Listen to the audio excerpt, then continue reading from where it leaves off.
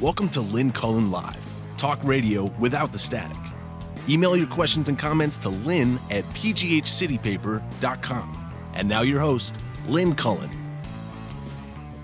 Hello. How nice it is to be able to talk to you. Hi. Apologies about, that was Wednesday's show, not getting off the ground. Again, it's the software here, and they're working on it. Oh, often have I said that. Anyway, there was nothing we could do. And yesterday, I took the day off, like a lot of people did, played hooky. And because I figured, first of all, none of you would be listening to me. We'd all be sitting transfixed, watching Director Comey in front of the Senate panel. And it was, I thought, a rather riveting few hours. And I will say this about Comey. He's clearly a very bright man. He's clearly upright Eagle Scout kind of a guy. He's clearly a capable player of the hard-knuckled, sharp-elbowed politics of Washington, D.C. And the thing, though, that I most noted is he's a hell of a storyteller. There was something so compelling about his notes, his memos, because he's a natural storyteller. Given to painting a picture of the physical environs he's in, of the facial expressions and body language. So-and-so lingered, this and that. Then explaining what his feelings were about why things were going on, his reactions. It's fascinating. Very few people who find themselves in a position to be alone with the President of the United States are able to tell us, bring us there, as it were, with such detail. I found that to be the most fascinating. He doesn't speak in, big, he speaks in everyday language.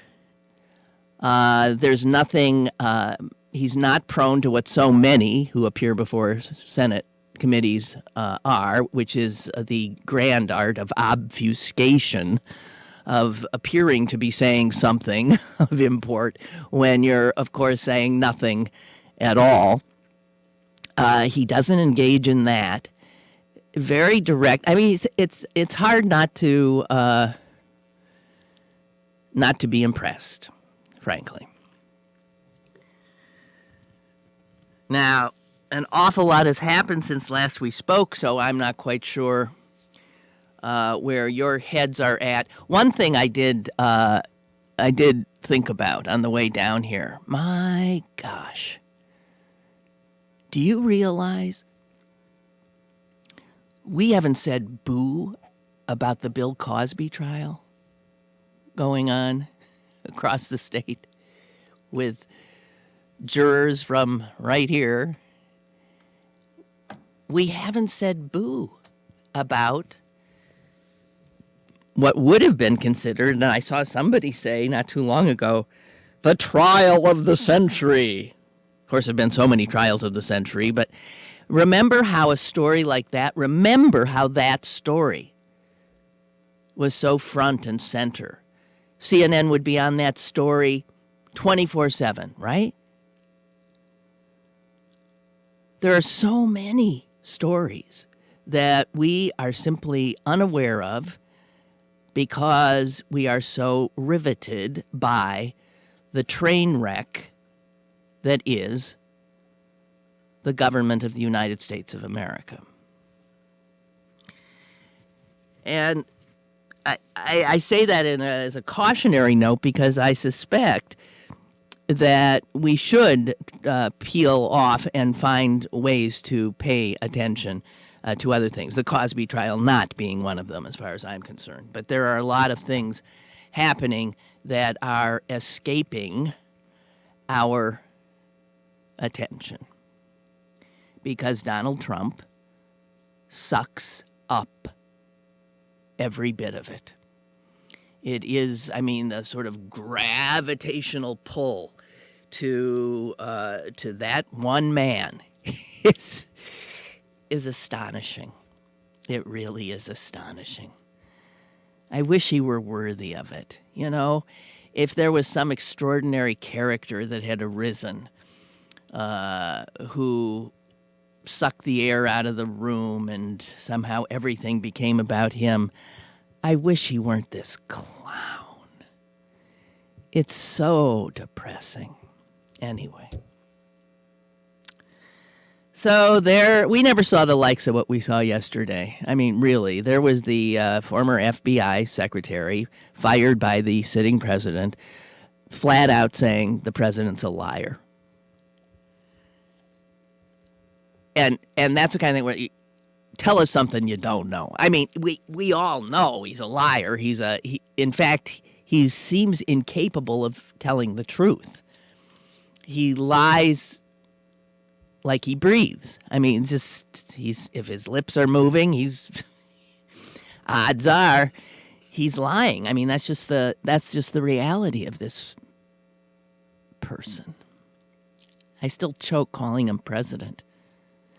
But strangely, the word liar and lies are often not used. You know, it seems like, well, that's sort of discourteous or it's just a little too strong. He's a liar. Okay, all that aside, I have one thing I have to talk about. The one thing that is really blowing my mind. And that's John McCain.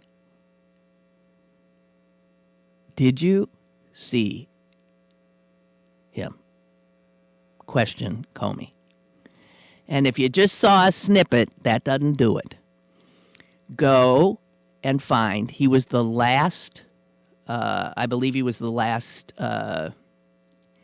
questioner of the panel before they said goodbye and went to lunch. It was, if you were somebody who knew him and cared about him, you would be exceedingly concerned. It wasn't that he just didn't make any sense. It approached gibberish. I mean, gibberish. I think at one point he said President Comey and never corrected it. And to see Comey, this bright man, trying so hard to comprehend whatever the hell McCain was trying to ask him, it was mind-blowing. It was mind-blowing. And if you have not, it doesn't do it justice. You know, I've seen it reported on the news and they just take one snippet out. That doesn't do it. You got to watch the entire, whatever it is, 8 minutes or 10 minutes, because it was humiliating for this man. And his excuse afterwards, when he saw that everybody was talking about it, was that he stayed up too late. So his excuse was that he was tired. That doesn't wash. It doesn't wash. And my sense is that he's losing it. Even on my most exhausted days, there is no way that I would be that I mean, it really was what the term word salad. It was just a bunch of words strung together. He was somehow trying to conflate the fact. Well, here's just one quote, but it doesn't really do it. He just kept coming back to the same things, saying the same things over and over again, and each time they were just as incomprehensible.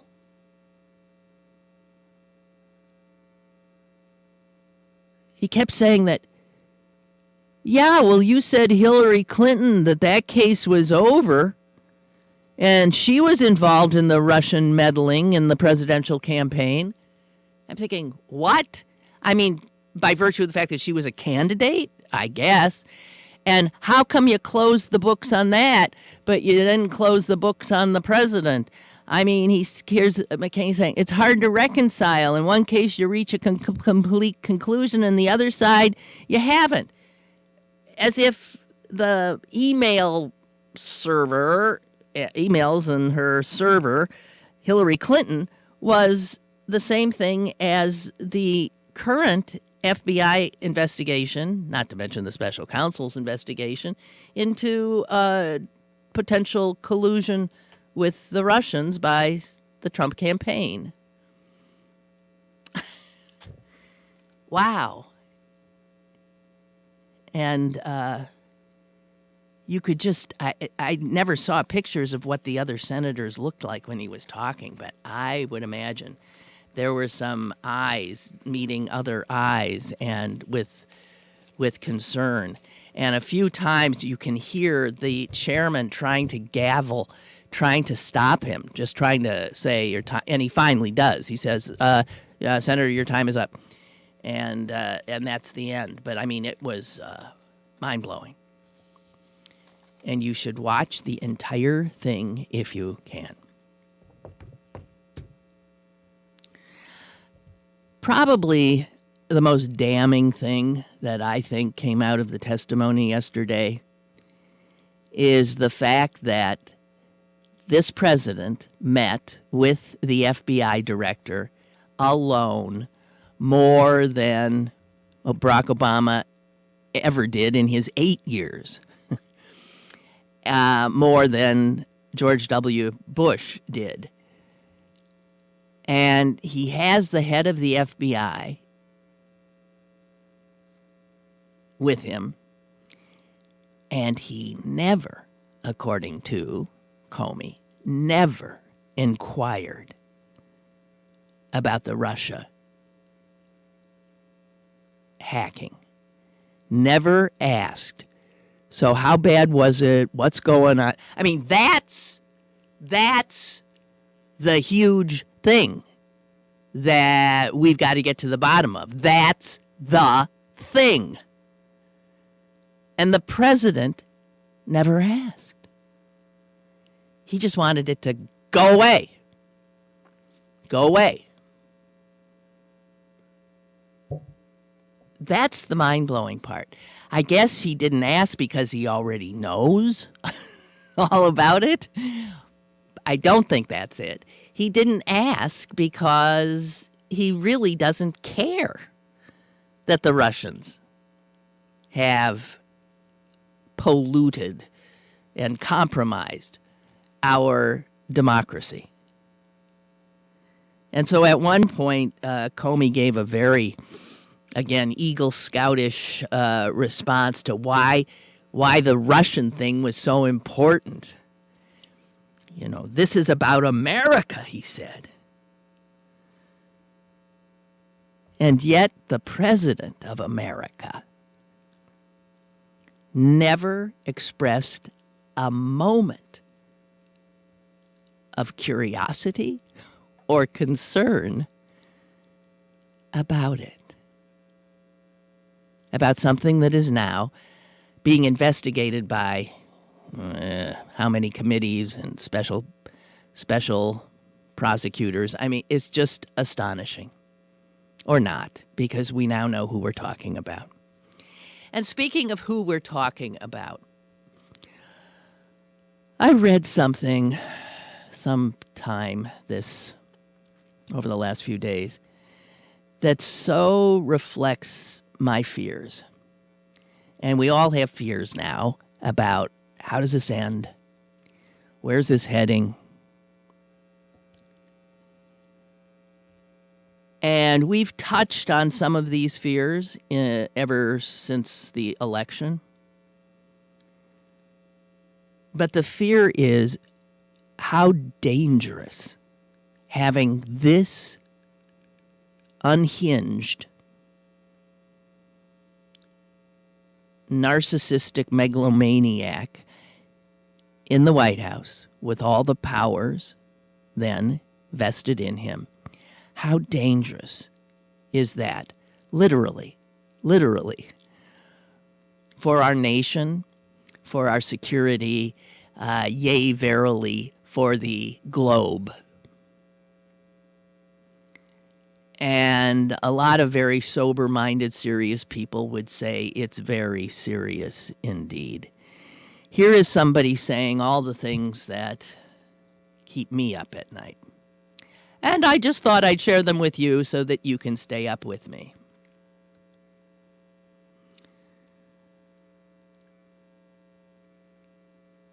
Okay, it just, I'm not going to do the whole thing, but okay, so what we have here now is a White House in disarray, a government hobbled, pretty dysfunctional all the way around, a president cornered, feeling cornered, paranoid, lashing out. And where does that end up?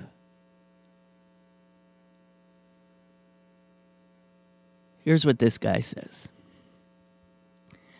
For the 18 months, God, it's been that long, for the 18 months that Trump has been center stage politically, he has shown an extraordinary commitment to demagoguery, to flirtation with mob violence, to peddling conspiracy theories, to military grandstanding, to race baiting, religion baiting, whenever the mood suits. He has, and if anyone wants to argue with anything this guy is saying, please jump in, because at this point it is reading like absolute fact, right? Set in stone.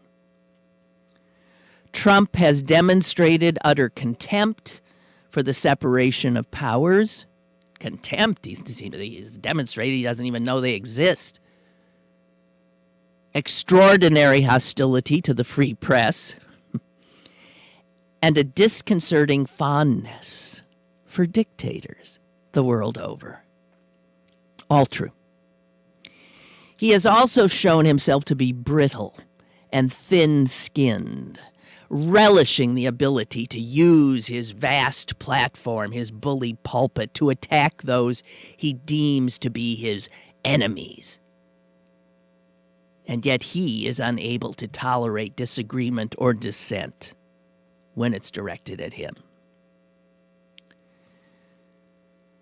So why rehash all of this stuff we depressingly already know about this guy who is now unbelievably our president? Because cornered, ridiculed, humiliated, and increasingly in real legal peril, Trump will likely resort to all of the tricks of the demagogue as he fights for his survival.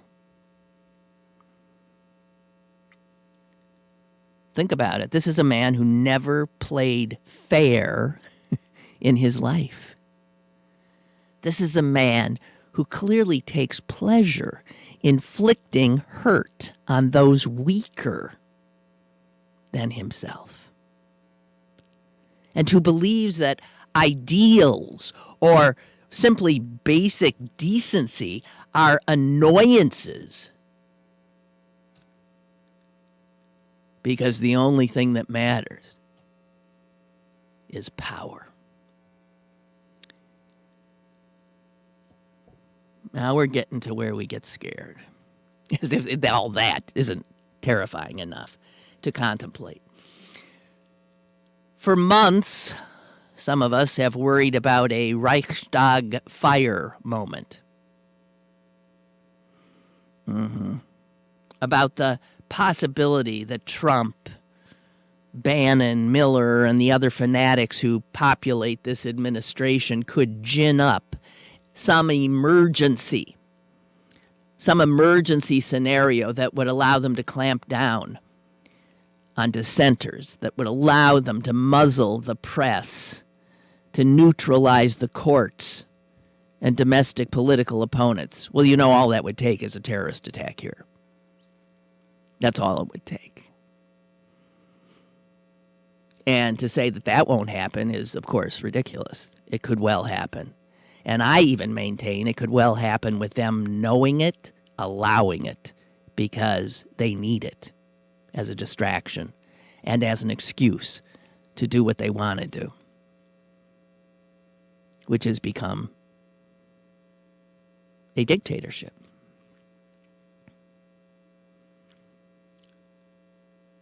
We worry about emergency decrees that would be used to justify enemy lists and databases that would monitor people by their religion and so on. And yet, for all of his bluster, for all of his middle-of-the-night tweeting, for all of his childish, semi-literate boasting about his unprecedented popularity, Trump has not yet unleashed his mob quite as fully as he might. There's the fear. Trump has not yet unleashed his mob as fully as he might. Now he is, to put it mildly, on the ropes.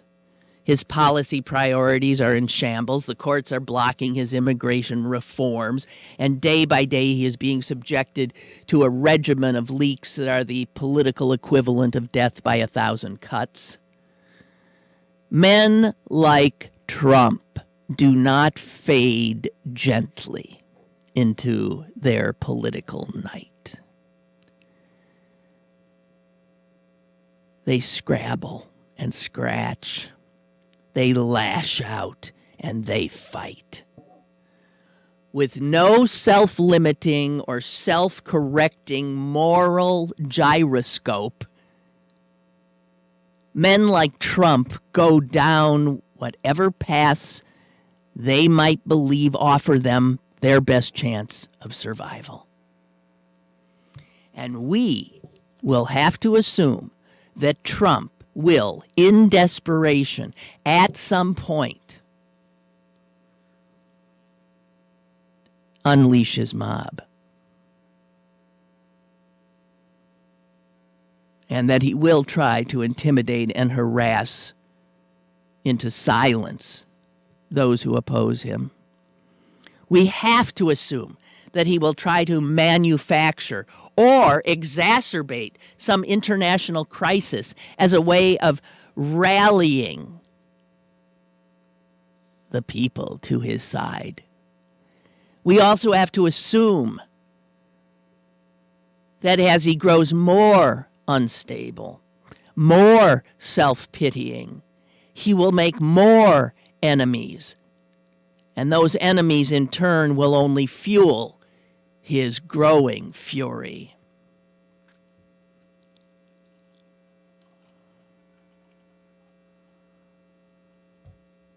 With Trump, this unstable commander-in-chief of the most powerful and most heavily nuclear-armed nation on earth,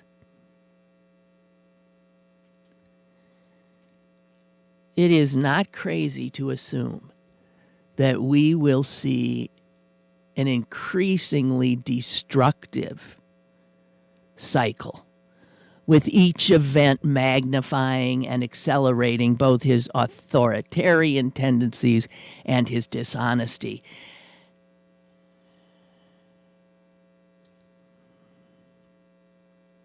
He is a soulless, amoral thug, a con artist now fighting for his life.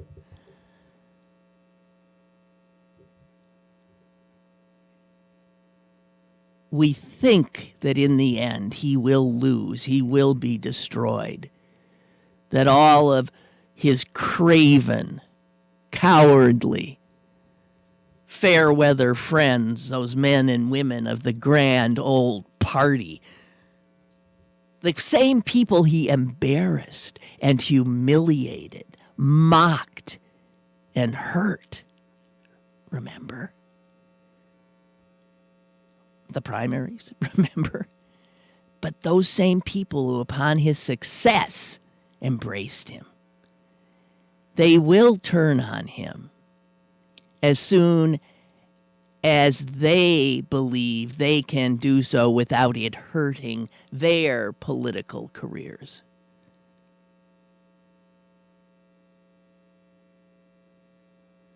But while we wait for that, the fair weather friends, the cowards in the GOP, to do what they should do for their country.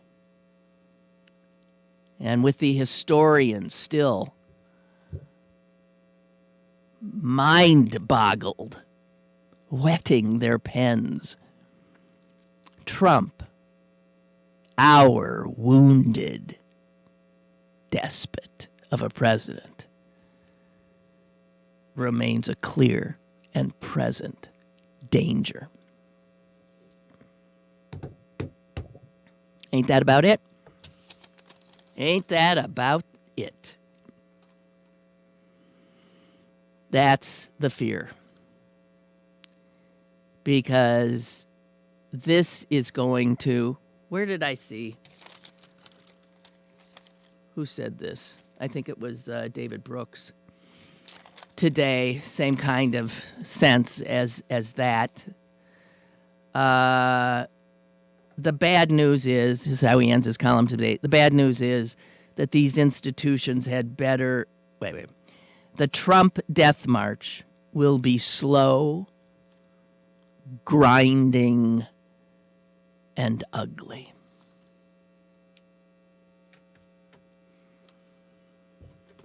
So, we got a caller. We got Jeff in Greenfield. Hiya, Jeff.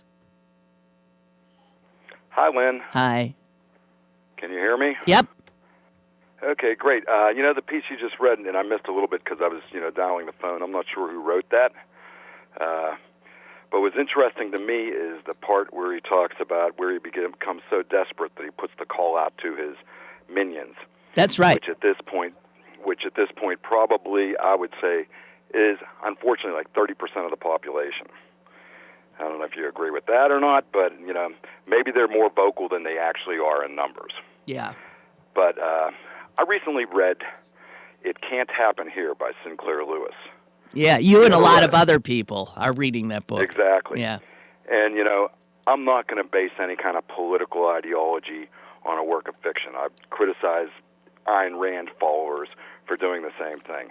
However, there is something about art, about writing, that brings out, it kind of shows human nature. And that's what scares me, because Sinclair Lewis nailed human nature in this book. Yeah. And I'm afraid that, like you say, if there is some kind of a terrorist attack, everybody is going to get on board. And as people who are less courageous will just, keep their mouths shut. And, it's been said before, first they came for the trade unionists, et cetera, et cetera. And that's the thing that really kind of scares me, to tell you the truth. Right. I find myself actually in certain groups of people just keeping my mouth shut, which I'm not proud to say. Mm-hmm. But, for right now, I just like to keep my life civil and happy as it is. But I think that we are going to have to be a little bit more courageous.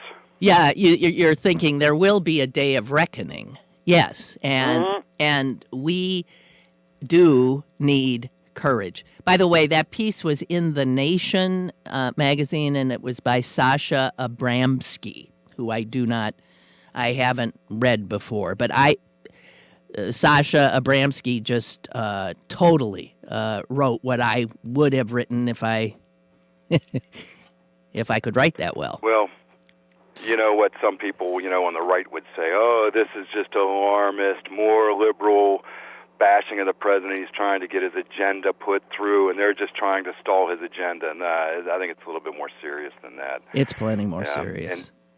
And finally, I didn't watch the hearing yesterday. However, I listened to it on the radio, and even just listening to it on the radio, John McCain really was kind of disoriented. It's kind of frightening for him. And for his family, I wonder what's happening. I wish him the best. I mean, I'm no big fan of his policies or anything, but he is an American hero. He's a representative in the Senate, and he's worthy of our respect, I think. I felt the same way. Unlike some other people, Yeah. And even I happen to be looking at Huffington Post, and I'm a sucker for clickbait, and so they had celebrities tweet about the Comey thing. And the last one was John Legend, the musician. And he said, "What's up with McCain?" So it's like, people who are less sophisticated than I am, or, less sophisticated than a psychologist, actually saw that, there is something happening. No, there's no way to have watched that or listened to it and not have had that reaction. As a matter of fact, my phone rang during it, and it was a friend of mine who was on the road and listening. And he said, "Who the hell is this lunatic?" He missed who was the questioner. He said, "Who is this?" I said, "It's John McCain." He said, "My God." No, you're right. If you were a friend, if you're a family, or even if you're just us, you could not help but think something is terribly wrong. That is not, I didn't get enough sleep last night. Something terribly wrong. Sad. Okay, well, I will let you get on with your Thank show, you, Jeff. and other callers. Have a great weekend. Go Pens. Oh! I love you. Okay, bye. Bye. Bye-bye. Thank you, Jeff. Yeah. Man, them Pens, jeez. Has home field advantage ever been, or home rink advantage ever been more apparent? None of these teams can win anywhere but on their own rink. Yike. Which means we'll be going to Game 7. I think. Hey. After a while, I couldn't watch that last night. I don't even care if it's my team that's on top. I just don't like by the third period when it was clear that I just couldn't. I couldn't watch anymore. I don't like anybody being destroyed in front of my eyes. Okay, let's get to some of your emails. Chuck says, yeah, the Trump train wreck has stolen our attention away from many things, not just the Cosby trial, which I brought up Cosby, not because it's something that's so important. It's just the kind of story that, in the good old days, pre-Trump days, that would be all that we would be talking about, right? That would be all. And that would be the 24/7 thing going on the cable news. Barely a peep now. And Chuck says, yeah, he's taken our attention away. Yesterday, the House of Representatives passed a bill killing Dodd-Frank regulations. For those of you who don't remember, Dodd-Frank was the congressional response to Wall Street's almost sending the world into a global depression in 2008. You recall that, huh? Ruined people's lives all over the world, and they decided, we maybe better regulate these guys a little bit more. So, Dodd-Frank. The Republicans now intent on letting those same self-interested, greedy monsters loose again. Oh, that's what's happening. We keep saying nothing's happening. Stuff's happening. They do all this stuff while we're all distracted. We're looking this way over at the president and Comey, and they're quietly trying. I mean, they are so incapable of governance, trying to dismember everything that came out of Barack Obama's 8 years in the White House. Also, Chuck writes, speaking of McCain getting some sleep, Pelosi was on Morning Joe today. When asked what advice she would give the president, she said, get some sleep. She said there are reports that the president simply does not sleep. He wanders the White House all night. She said he's completely consumed by television and wondered how he could make critical decisions on his unhealthy diet of amnesia and Diet Coke. No, we got a nutcase in the White House. We got a nutcase. He's probably trailing Cheetos around, too. Because he's blowing up in front of us, too. He's gained easily 40 pounds. Easily. As somebody who gains weight myself, I can see it. He's eating for comfort. Barbara sent this. Paul Ryan, as Speaker of the House, is the leader of his party's caucus in the lower chamber. He's also a constitutional officer of the United States with obligations to the Congress and the country that transcend his party. And yet here is his take on former FBI Director James Comey's testimony that President Trump repeatedly sought to intervene in an ongoing criminal investigation in an inappropriate way. Ryan. He's just new to this. Probably wasn't steeped in long-running protocols. James Langford, a senator from Oklahoma who sits on the Senate Intelligence Committee, describes Trump's intervention in the Flynn matter as, quote, a light touch. Meanwhile, virtually every Republican celebrated the news that at the time Comey was still in office, Trump was not personally under investigation from the FBI. Now, these guys are beyond belief.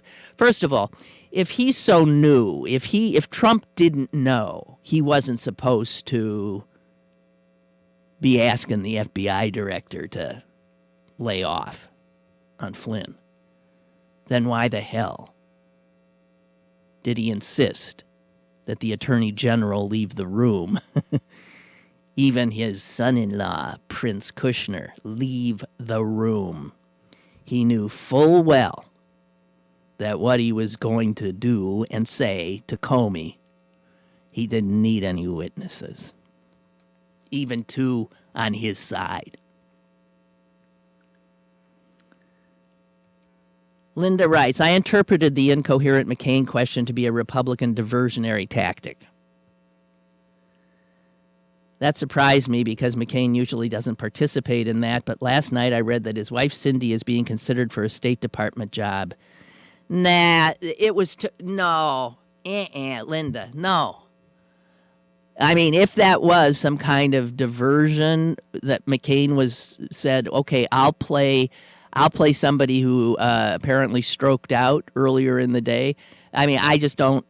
Why would he agree to do that? No, this was a man who was untethered from his own brain.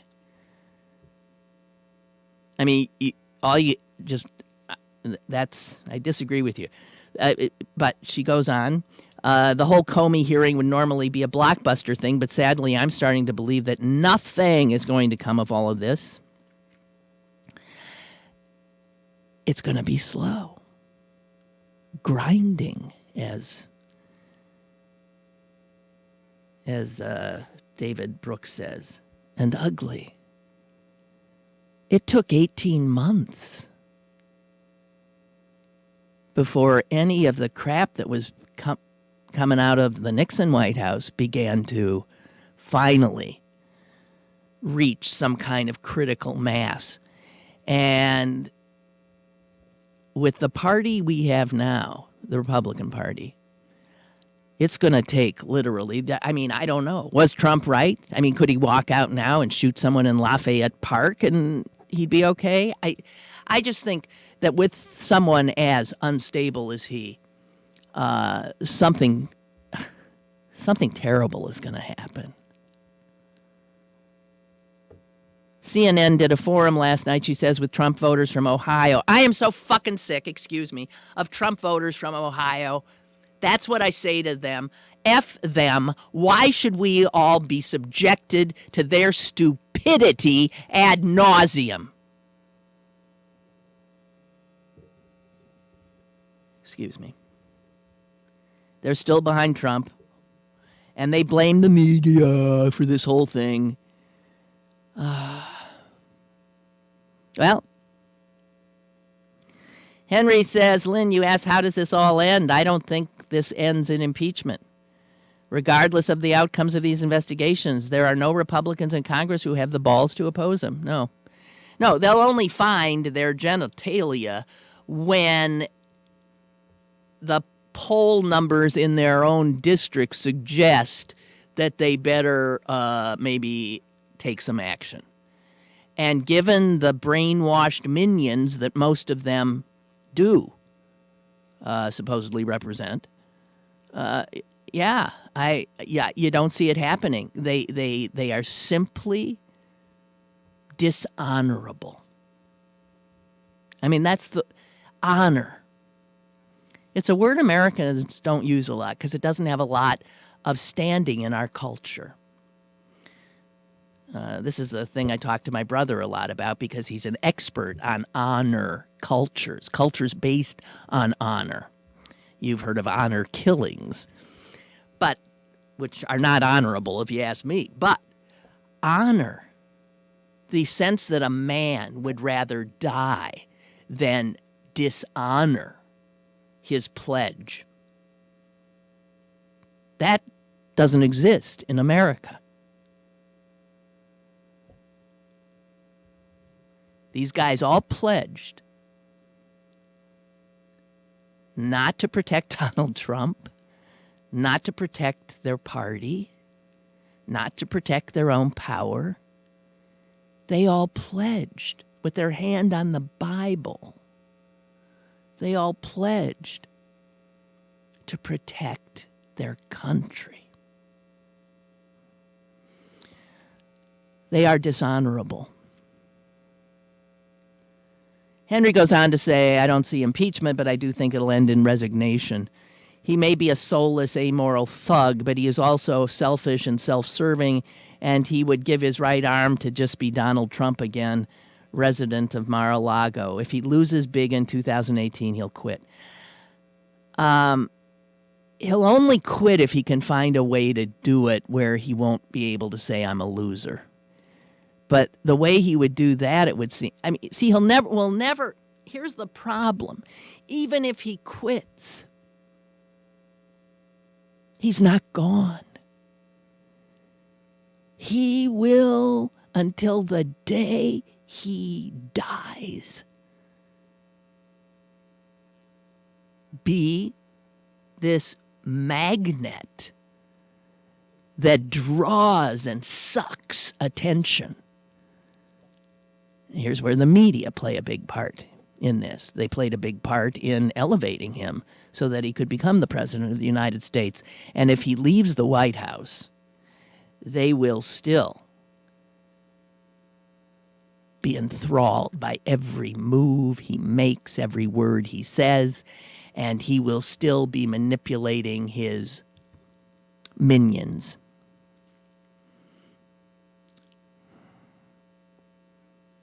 He's our plague. You know he's miserable. You know he misses his life. You know he never thought he'd win. This was a lark for attention. And, here's a guy. Oh, the books that will be written. It is Shakespearean. It's Shakespearean with a fool as the... Did you see, even in the course of the testimony yesterday, that Comey at one point quoted Shakespeare? He quoted Henry II, who was bedeviled by Thomas à Becket. And what's the quote? Somehow, rid me of this meddlesome priest. And he felt that that's how Trump certainly felt about the FBI director. Henry writes, it would be interesting to see Trump gin up some emergency scenario, given that there is no FEMA administrator now.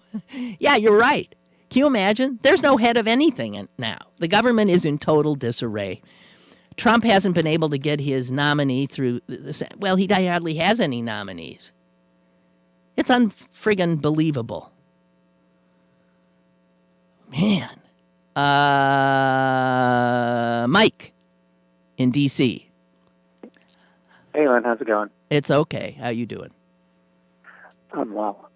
So what I don't get about the hearing is, why is the White House and Trump so obsessed with having it be repeated a million times that he's not under investigation? Or he wasn't under investigation? Like, they couldn't open up a new one? I don't know. That's about that. Well, doesn't that just bring us back to his ego? I mean, it's an ego thing. No. And just because he's not under investigation, that doesn't mean his administration isn't. He doesn't care about that. What did he call them? His satellites? He said something about, well, my satellites meaning the people around him, including his daughter, his son-in-law, and all those folks. He doesn't care about... the FBI and that... Can say. No, I'm just saying he doesn't care about anybody but himself. And just because there's not an FBI investigation now, it doesn't mean it can't be ever, or that they're not the only investigative body. Exactly. Right? Right, like, of course. Their only talking point yesterday was Comey said exactly what we knew, is that the president's not under investigation. Right. That was their talking point, and that he was a leaker. Right. Right. Right? Right. So I don't understand that. We're not even talking about that. We're talking about you were in collusion with the Russians. So I feel like John McCain, listening to John McCain when I hear the press briefings on what I just listened to. Yeah. Well. And John, you go. No, I'm sorry. I hate this slight delay. And John McCain, I know, me too. And John McCain's thing, he clearly needs to get his talking points a little more ahead of time. He was trying to say the talking points and he couldn't. No, it made no sense what he was saying. It made zero sense. Even if he could have coalesced all of that word salad into something that resembled coherency, it's still, his point was absurd. Well, you finished Hillary Clinton's investigation, and that was tied to, and she was a candidate. Then how? I mean, it was just beyond belief. Someone online wrote about him that when they said, John McCain, your time is up, no truer words have ever been said.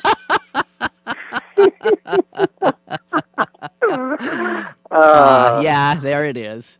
Oh, thank God for people saying things that make us laugh still. Witty things. I know I can't do it, but I'm glad I can still laugh. Right? Yeah. Hey, thanks a lot, Mike. Someone else? Sure. Okay. Have a good weekend. You too. Bye. I want to note, look at all these little scraps here. Oh, Sarah Huckabee, whatever her name is, Sanders. I can definitively say the president is not a liar, she said yesterday. She lied yesterday. I mean, that's like, if you were on the debate team and the thing is to say Donald Trump is a liar or not. I mean, those are the two sides. I mean, hello. Slam dunk. And somebody pointed this out. I guess this was also Brooks. Here's what you got to remember. Let's go back to Whitewater and the Clinton. Remember Whitewater? Oh, that was huge. It was the investigation of a real estate deal in Arkansas, ladies and gentlemen. and a special prosecutor was put on it. It ended with semen on Monica Lewinsky's dress and the impeachment of a president. It started as, when it started, that was 7 years before the impeachment vote. Monica Lewinsky was someone we'd never heard of. She was a kid in college. There was some investigation about a land deal in Arkansas. And look at where this is what happens in an investigation. And Comey referred to this somewhat yesterday, how you don't know where things will lead. As I keep saying, you got Mueller there pulling on a thread here, and he's going to end up with so many crimes to investigate. This is going to take forever because there will be business crimes, a lot of stuff that doesn't have to do with the government of the United States, but has to do with the skullduggery and kleptocracy of Trump's business deals and the deals of people around him. There's a bunch of friggin' thieves and con artists. Okay, so what I want to make sure that we get a chance to talk about is the stunning election yesterday in Great Britain.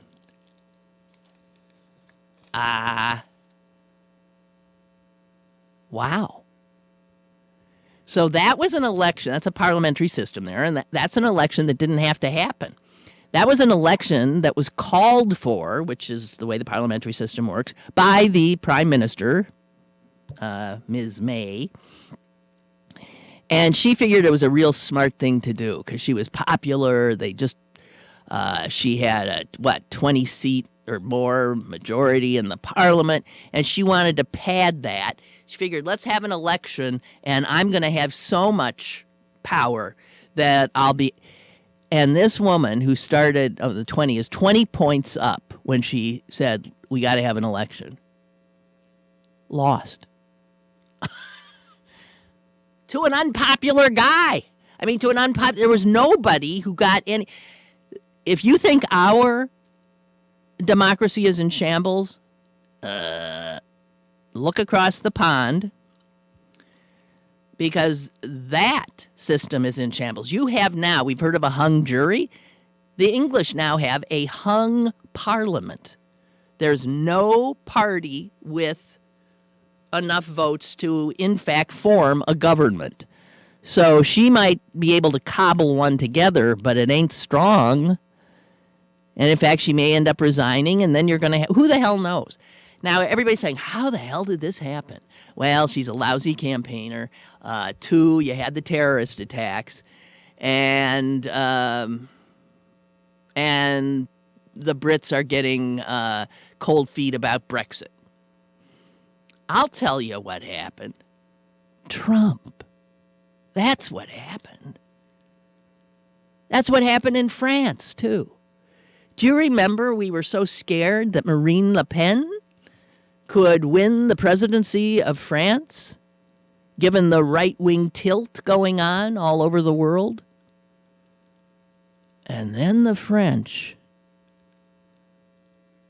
saw the United States and looked at what we had wrought by going in that direction.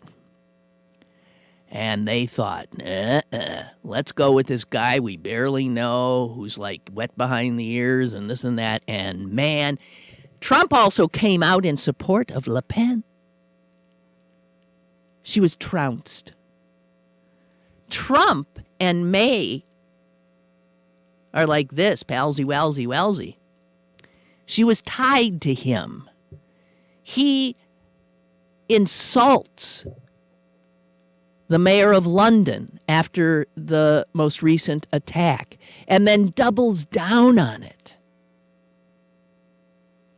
There is no more person loathed in Great Britain right now than Donald Trump. And who's his friend? Theresa May. Donald Trump, the good news is, could be making Europeans such nervous wrecks that they'll vote for anything but somebody heading in the same direction he is. They'll vote for anybody but not a nationalist, not a right-winger, not a racist demagogue, not somebody with authoritarian tendencies, because now they can look at us and see what we have reaped. So if you ask me, this stunning thing that happened in Great Britain, I didn't hear anybody say it. It's Donald Trump. A huge part of it. Huge part of it. Man, he bestrides the globe like a colossus. All right, guys, back to your emails.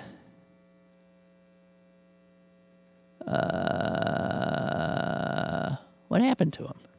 Oh, here. Excuse me. Milton. Not 100% sure, but the Comey line, will no one rid me of this meddlesome priest, is from the film Becket, starring Peter O'Toole and Richard Burton. No, but that film is of Henry II, isn't it? O'Toole is Henry II. Katharine Hepburn. Oh, it's a great movie. And, yeah. I don't know. Well, whatever. I thought it was Henry II, Shakespeare. You can look it up. I know, Milt, you do. Dorothea writes, Lynn, you haven't mentioned Trump's personal attorney. Which I found to be totally bizarre. My God. Well, yes, bizarre, in over his head. No one will represent Trump. No reputable Washington firm that, like, understands how you might navigate these kind of difficult waters. No one will take him on. Because they know, as a client, he's impossible. And they also know he stiffs you. They know they won't get paid. They know they'll probably lose. They know that hitching their wagon to this friggin' idiot is not a good move. So he's left with these sort of thuggish, out-of-it guys that he knows from New York. Okay. I've gotten, by the way, a number of emails, and I've lost half of them in the interim, about that call that we got from our frequent caller, Joe. That happened, I guess, on Tuesday when Susan was on. And he called and angrily told us all to get effed, actually. It was because the day before he had called and had suggested that scientists were not telling us the truth about a lot of things, that he gets his information from this show called Alien... What is it? Aliens... Ancient Aliens. And I'll tell you what, I don't know if Joe's listening, because he might be, a lot of people calling who saying, gee, they hope he was, just having a bad day and that he'll come back. And there are others saying that what we probably did, he felt like all these people who end up voting for Trump, he felt humiliated by elitists who were laughing at him for believing what he heard on this show. And I think, in terms of that being sort of, this dynamic we keep hearing about, that Trump voters, it's not so much they love Trump, but they love that we hate him. They love that because they hate us so much. They're sick and tired of being talked down to, of whatever. I understand that. On the other hand, I think we're sick and tired, too. We're all sick and tired. It's not like we are not being, our side isn't being defamed constantly by them. I mean, so it's just it's ugly. It's just ugly. We did get one person, Felicity, writing in who's saying, I, for one, hope that's the end of Joe calling in. I was sick of him. Have a nice weekend. So, Joe, mostly, though, you got people who were feeling for you. Even Laura went and watched the show. I feel bad. Joe got so upset. I don't always agree with him. He was right to call and give his thoughts. I actually watched an episode of Ancient Aliens after his call and found it entertaining. The experts were a bit off the wall, but the presentation does give one something to ponder.